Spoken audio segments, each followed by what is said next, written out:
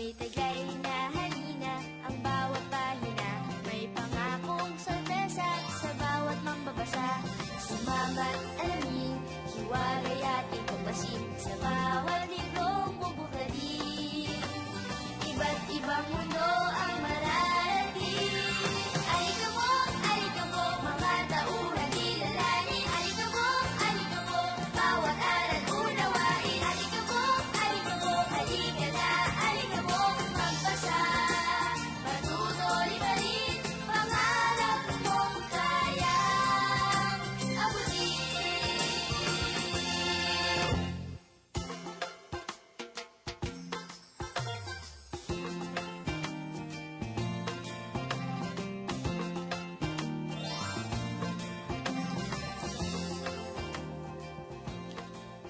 Aba, maganda yung karatulang ginagawa nyo ba? Para po to sa bagong proyekto sa barangay. Tukol po sa wastong pagtatapon ng basura. Ah, Nag-voluntary po kasi kami ni Jomel. At ito po yung pinapagawa po sa amin. Ayos po ba yun, La? ayos na ayos. Magandang paalala to sa ating mga kabarangay na wala nang ginawa kundi tapon ng kanilang basura. Oo nga po, hindi nila alam. Hiniwalay dapat nila yung basang basura sa toyo. Tulad po ng pinagbalatan ng gulay, pwede po natin gawing pataba sa lupa. At ang mga tuyong basura naman po, kagaya ng karton, papel, plastik at lata, pwede gamitin uli. O kaya pwedeng gawing ibang gamit. Oo nga. Maganda itong karatulang ginawa nyo, kaya lang, parang kulang eh. Kulang? Ano pa po? Walang slogan. Mas mainam kasi kapag may slogan ng karatula nyo. Ano pong slogan?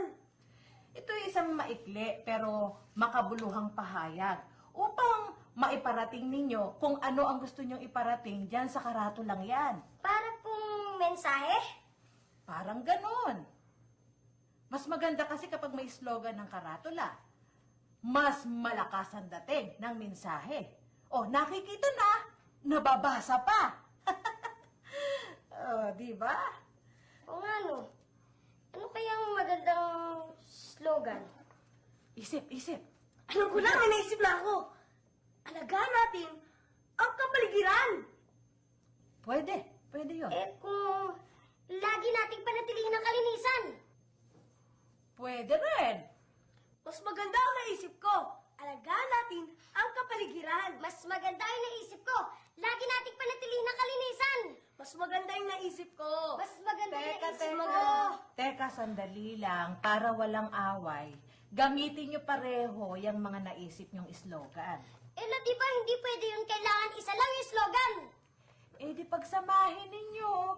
Sa halip na payak na pangungusap, bumuo kayo ng tambalang pangungusap. Payak na pangungusap? Tambalang pangungusap. Oo, kapag payak ang pangungusap, isang ideya lang o kaisipan ang gusto ninyong iparating. Halimbawa, Alagaan natin ang kapaligiran. O kaya, lagi nating panatilihin ang kalinisan. tama!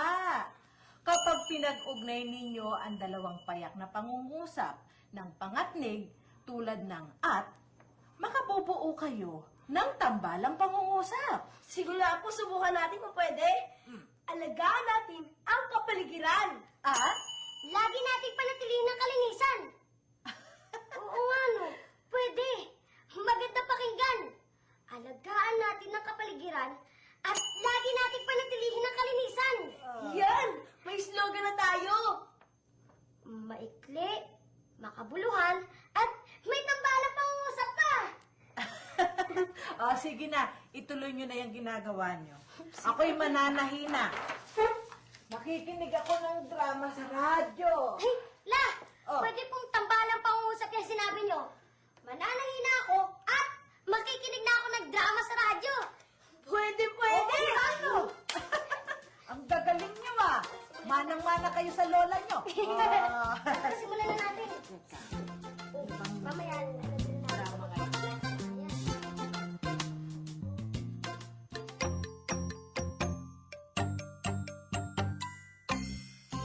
Ako ay nagtatanim, isang payak na pangungusap. Siya ay nagtatapon ng basura, isa pang payak na pangungusap. Ako ay nagtatanim habang siya ay nagtatapon ng basura. Pag pinagsama ang dalawa o higit pang payak na pangungusap, ito ay nagiging tambalang pangungusap. Ako ay nagwawalis, isang payak na pangungusap ulit. Siya ay nagpipinta, isa pang payak na pangungusap. Ako ay nagwawalis at siya ay nagpipinta, isang tambalang pangungusap. Siya ay mabilis na nagpipinta, payak na pangungusap. Ako'y pagod na, payak na pangungusap. Siya ay mabilis na nagpipinta, samantalang ako'y pagod na, tambalang pangungusap.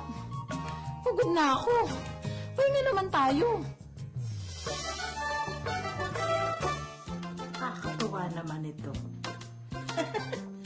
Parang ako to eh. Kapalik kayo, ha? Magandang araw, ho! Ay, Mang Biboy, napadaan kayo tuloy. Magandang araw, ho! Abe, tignan niyo yung suot niyong dalawa ni Mark. Para kayong kakanta. Eto ho ba? Nako, kami ho ay nagboluntaryo din sa proyekto ng barangay. Upang tumulong sa paglilinis sa paligid.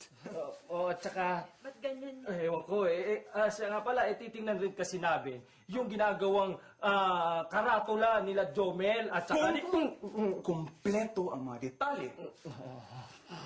Kinakabahan ako dyan. Halika nga Oo dito. nga, ako rin Nako, pasensya na kayo dyan kay Mark, ha? Talagang ganyan yan. Napakahilig sumabat sa mga usapan. Lagi namang walang saysayang. Kanya mga pinagsasabi. Mabait Ay, naman. ganun. Teka lang, sandali lang, ha? Mark, huwag ka muna magsasalita. Oo. Ha? Kasi napapansin ko, Mang Biboy, no? Kapag meron ka sinasabing pangungusap, dinudugtungan ni Mark. Lagi namang walang saysay. Tila walang saysay. Dahil bahagi lamang yun eh. Hindi buong pangungusap. Ha? Oo.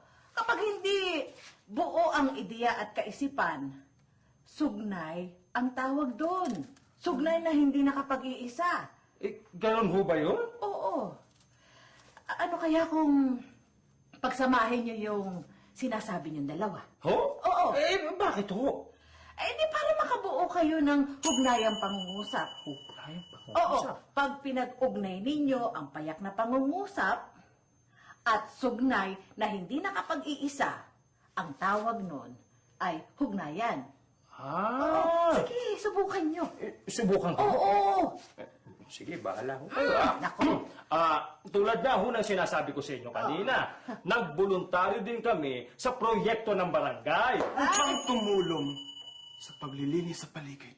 Aba, mukhang may saysay lang ha, kanyang sinasabi. Teka ha, ulitin ko ha. Sige. Nagboluntaryo din kami sa proyekto ng barangay. Upang tumulong sa paglilinis sa paligid. Aba! Oo nga, maganda. Teka, meron pang isa. Subukan ulit natin ha. Sige. Ito titingnan namin yung karatulang ginagawa ni na Jomel at Minyong. Kung kumpleto ang mga detalye. Aba, teka, bubuuin ko yung pangungusap, ha? Ito, teka, titingnan namin yung karatulang ginagawa ni na Jomel at Minyong kung kumpleto ang mga detalye. Aba, mukhang mas magandang ang pakinggan. Nagkakaintindihan na tayo ngayon. Oo. Dahil sa tulong ng hugnayang pangungusap. Ha? Dahil sa tulong ng hugnayang pangungusap. Mas nagkakaintindihan tayo Oo, ngayon. dahil sa tulong ng hugnayang pangungusap. Teka. Bakit? Nasaan si Jomel at saka si Minyong? Nang makita namin ang karatula. Ay, bumili ng kartulina. Bumili? Oo. Paano yung karatula namin? Ay, nandito. Ha? Saan?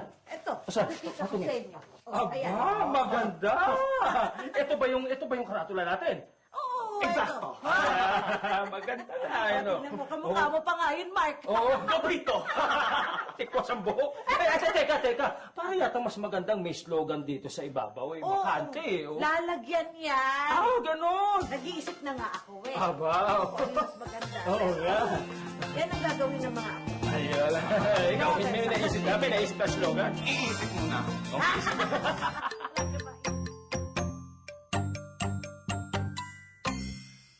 Simpleng pangungusap ang gustong iparating. Isang buong diwa ang nais sabihin. Payak. Dalawang kaisipan ang ipinahahayag.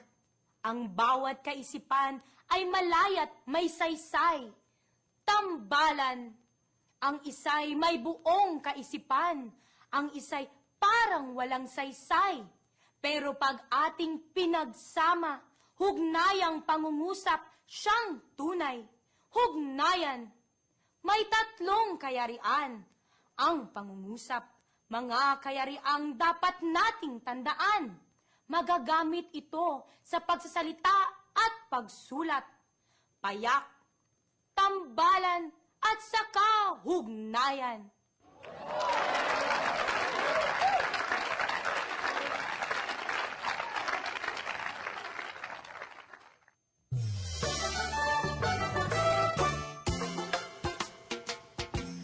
Ayan, sa wakas natapos na yung karatula natin. Alagaan natin ang kapaligiran at lagi nating panatilihin ang kalinisan. Oh, ang ganda na slogan natin, oh. Saan kaya natin ito pwedeng ilagay para makita ng madaming tao? E di sa palengke, o kaya sa plaza, o kaya sa munisipyo, para madaling mabasa at makita ng mga tao. Tara, ipaskil na natin to. Tara. Ay, teka, sandali lang. Pabasa ng ginawa niyo. Tingnan ko nga. Abay, kulang itong slogan ginawa niyo eh. Ha? Ano kaya kung dagdagan pa natin ang slogan? Eh, lawag na po. Baka pag dinagdagan natin, masyado na mahaba yung slogan eh. Hindi. O, tingnan nyo, ha? Alagaan natin ang kapaligiran at lagi nating panatilihin ang kalinisan at huwag tayo basta-basta magtatapon ng basura. O kaya, eto, may naisip pa ako. Alagaan natin ang kapaligiran at lagi nating panatilihin ang kalinisan at o kaya, lagi tayo mag-recycle o kaya, palagi tayong magtanim o kaya, at maglinis araw-araw o kaya magwalis ng basura. Kaya, tulungan ako